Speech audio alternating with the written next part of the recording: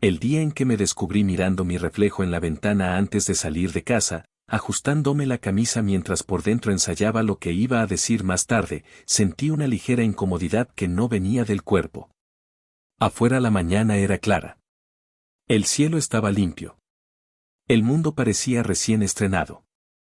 Y sin embargo, yo ya estaba reaccionando a algo que todavía no había ocurrido. No estaba viendo la calle. No estaba viendo el día. Estaba viendo una anticipación. Ejercicio 9, no veo nada tal como es ahora. La frase apareció sin dramatismo. Como una verdad que no necesita imponerse, solo señalar. Me quedé quieto frente al vidrio. Mi reflejo parecía normal. Pero algo en mí entendió que incluso esa imagen estaba filtrada. No veía simplemente mi rostro. Veía lo que pensaba de él. Veía lo que creía que los demás verían. Veía memorias superpuestas a la forma presente. Salí a la calle con esa sensación aún abierta.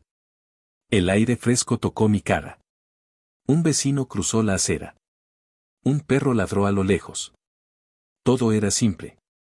Y, sin embargo, cada cosa que aparecía traía consigo una lectura automática. Ese vecino es distante. Ese perro siempre molesta. Ese ruido es incómodo. La mente completaba el mundo antes de que el mundo pudiera mostrarse. Caminando hacia la esquina entendí algo que me atravesó con claridad: casi nunca experimento el ahora. Experimento mi interpretación del ahora. La percepción no llega desnuda. Llega vestida con memoria, con comparación, con juicio.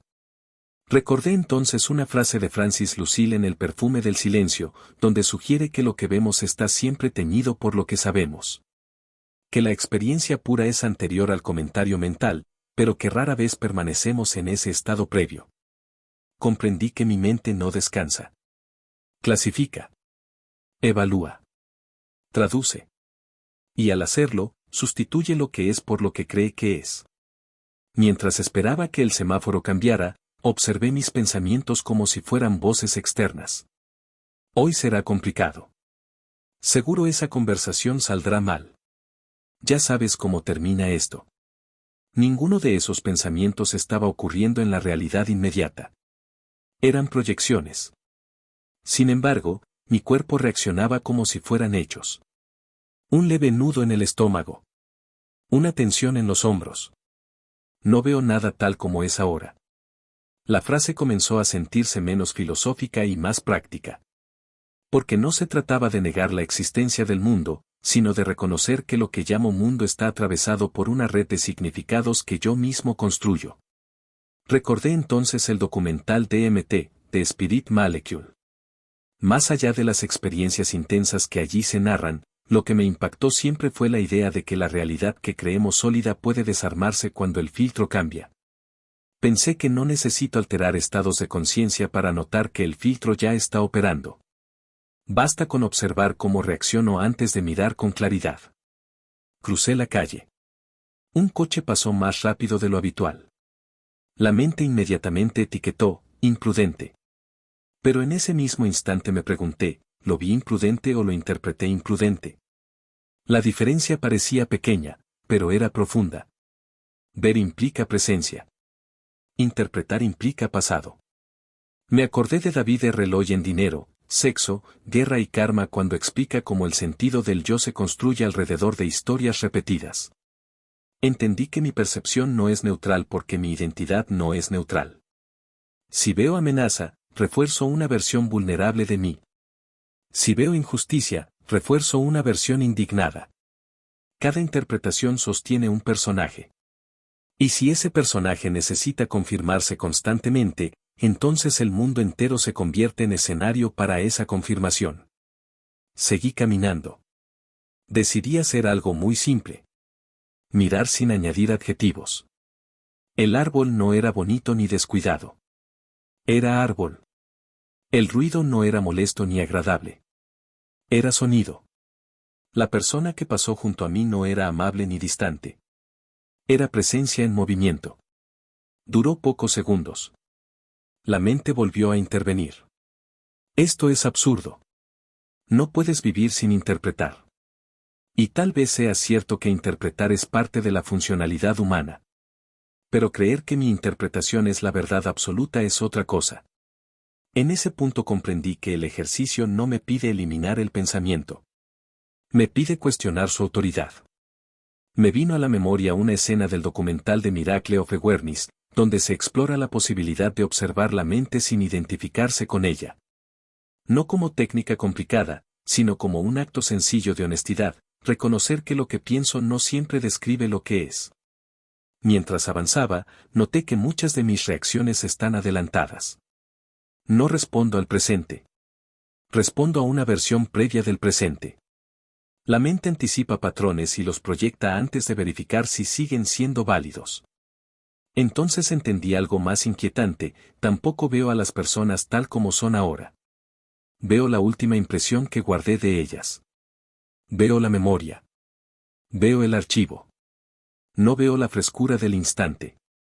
Carlos Castañeda escribía en las enseñanzas de Don Juan que el mundo que percibimos es una descripción aprendida. Pensé que esa descripción no solo es cultural. Es personal. Es íntima. Está hecha de mis heridas, mis orgullos, mis miedos. Cuando alguien me habla, no escucho solo palabras. Escucho ecos. Cuando alguien guarda silencio, no percibo solo silencio. Percibo significado. Y en ese constante añadir, el ahora se vuelve invisible. Llegué finalmente al lugar donde tenía que estar esa mañana.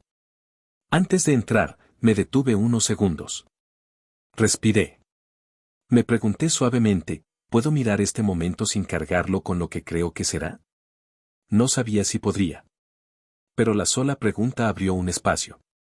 Entré. Las personas estaban allí. Las conversaciones comenzaron. Y noté que la mente intentaba completar frases antes de que terminaran. Intentaba adivinar intenciones. Intentaba clasificar tonos.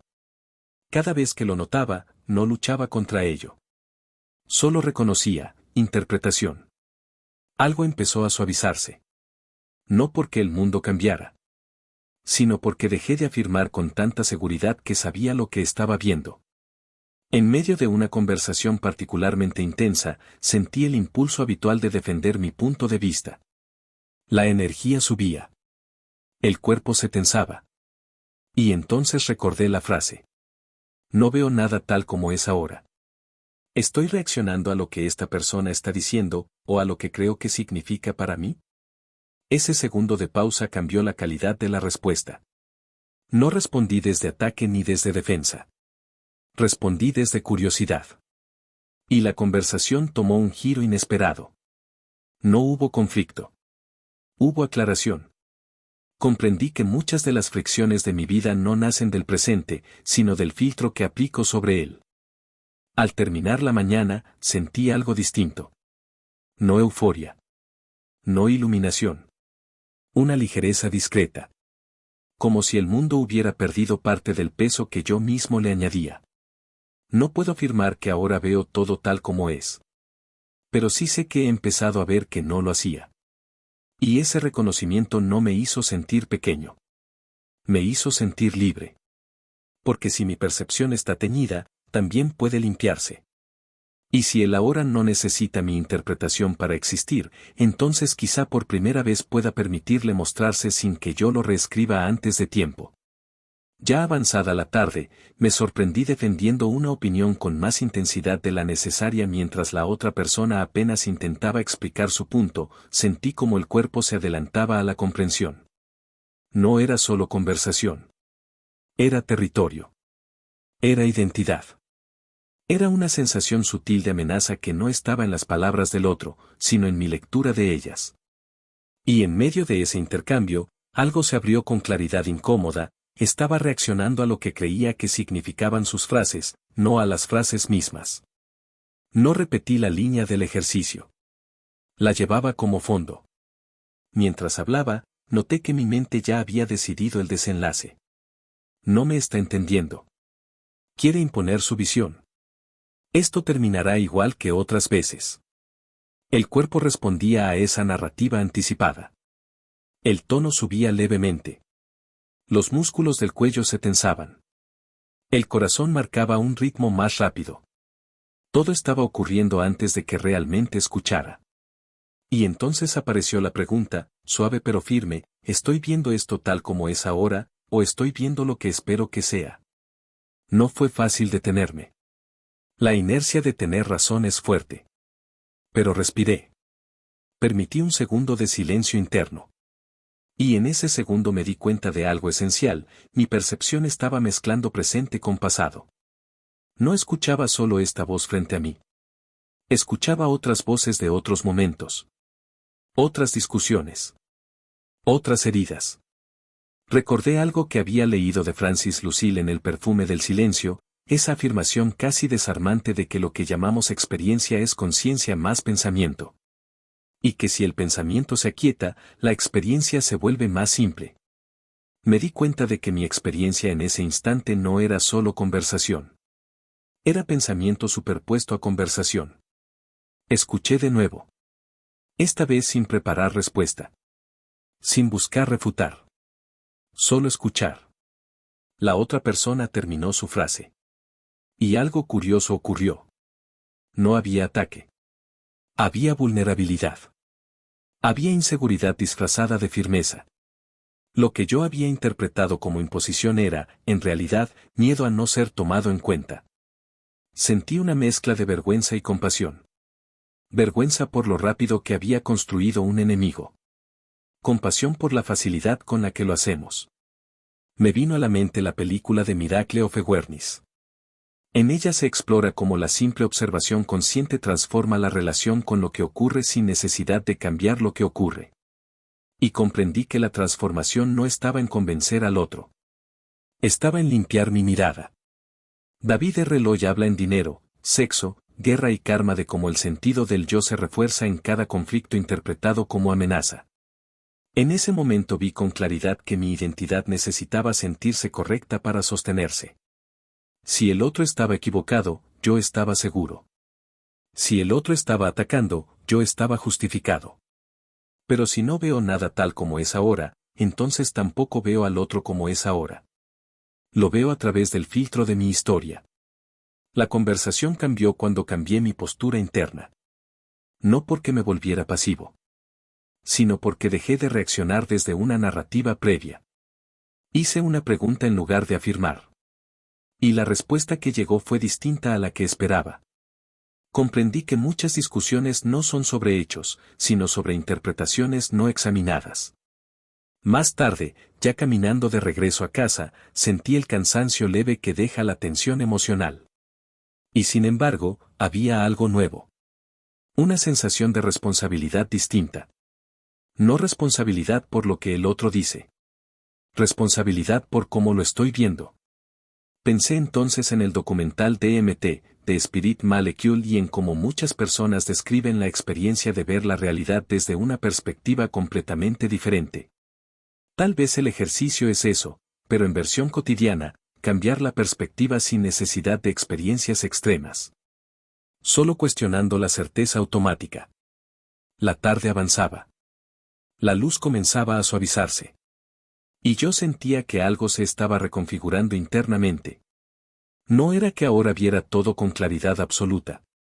Era que ya no confiaba ciegamente en mi primera interpretación. Ese cambio es sutil, pero profundo. Porque cuando dejo de afirmar que sé exactamente lo que está pasando, aparece espacio. Y en ese espacio, la reacción pierde intensidad. Comprendí que el ejercicio no es pasividad. Es una forma de valentía.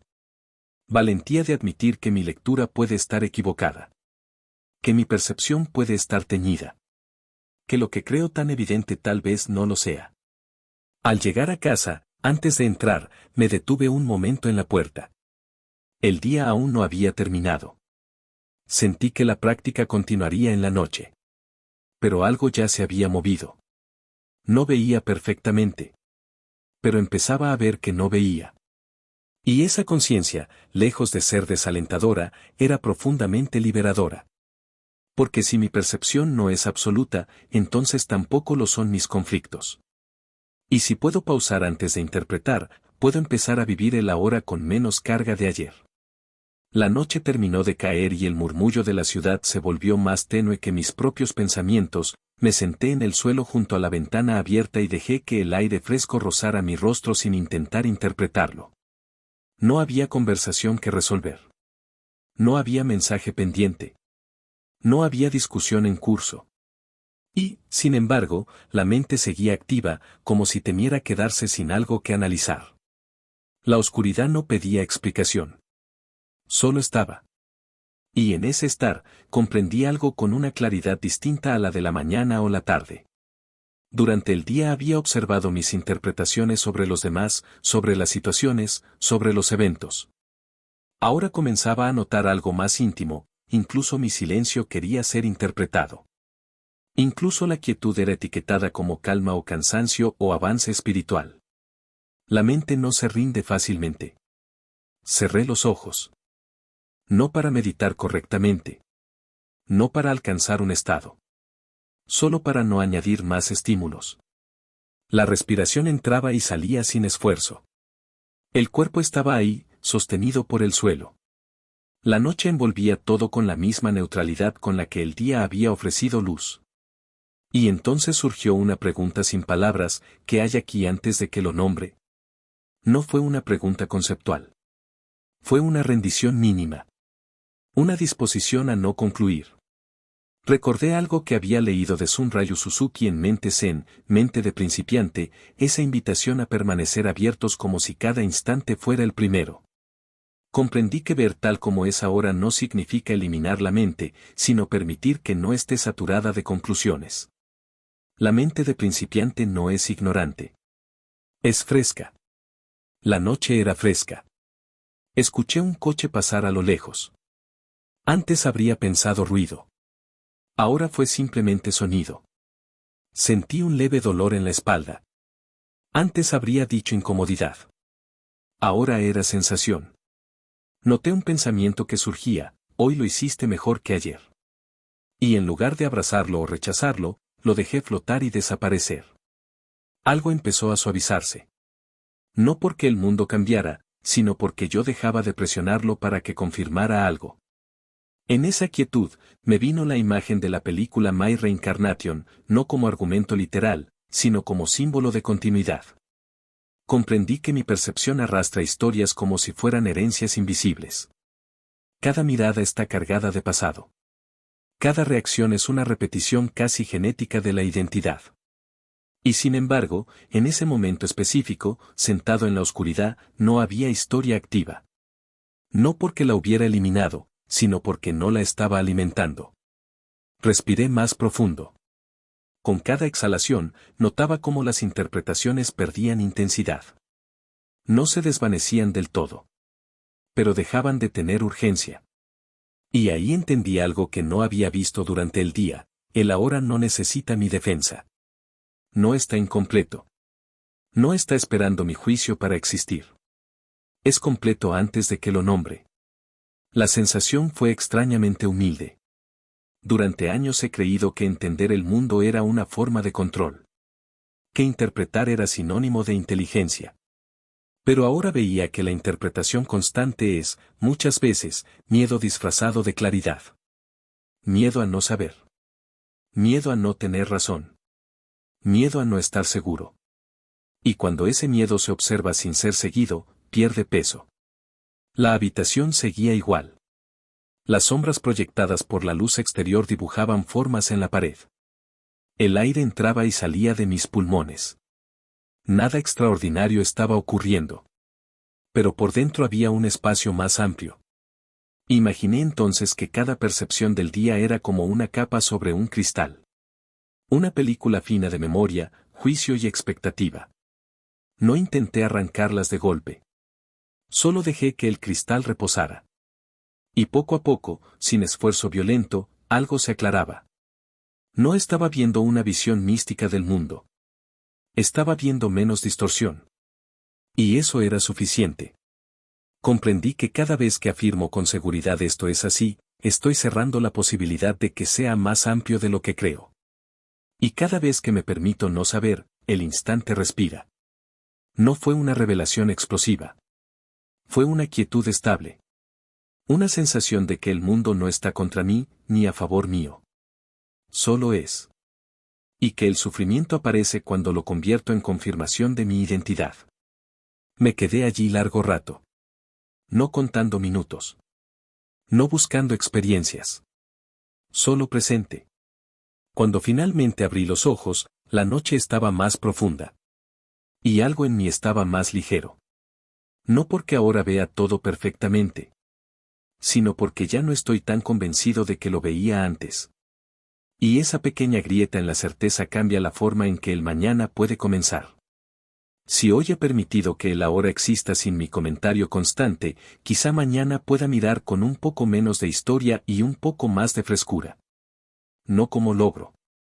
Como práctica. Como rendición suave ante lo que es. Y en esa rendición silenciosa, el mundo deja de ser una repetición y se vuelve posibilidad.